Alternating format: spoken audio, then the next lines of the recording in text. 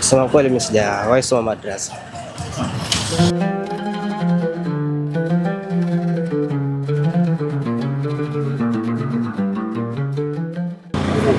Assalamu alaikum warahmatullahi wabarakatuh, mpenzi mtazamaji wa Halal Charity TV.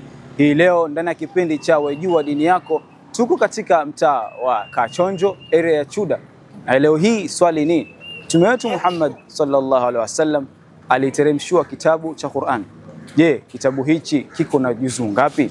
Andamana nami leo hii kuangalia kweli Waislamu wa Kachonjo mtaa wa Chuda wanajua.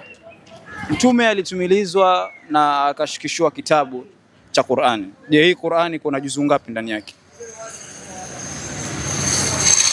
Qur'an ina juzuu 32.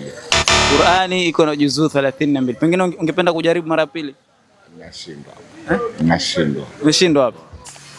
Ana juzuu 3 ama juzuu 3 ama. Qur'an imeteremshwa Mtume wetu Muhammad sallallahu alaihi wasallam.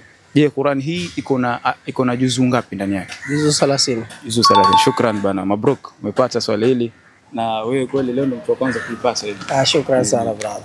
Je, hichi kitabu kiko na juzuu ngapi? Kuna 46. 46.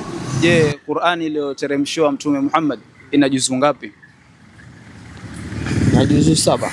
Juzuu 7. Qur'an iko na juzuu 30. Mashaallah, mabruk. Hii zawadi yako ya leo. Shukran. Juzuu ziko ngapi katika Qur'an? Sema kweli mimi sijawahi soma madrasa. Qur'an iliyoteremshwa Mtume wetu Muhammad sallallahu alaihi wasallam ni kitabu ambacho kiko na juzuu ngapi ndani yake? Kina juzuu 30. Juzuu 30. Mabruk. Shukran bana. Swali rahisi. Kwa kweli Mtume Muhammad sallallahu alaihi wasallam alishikishwa kitabu cha Qur'an. Na kitabu hichi cha Qur'an kiko na juzuu 30. Hii leo katika mtaa huu wachache na miongoni mwa wengi wa Waislamu walikuwa wenye kupata na wenye kukosa.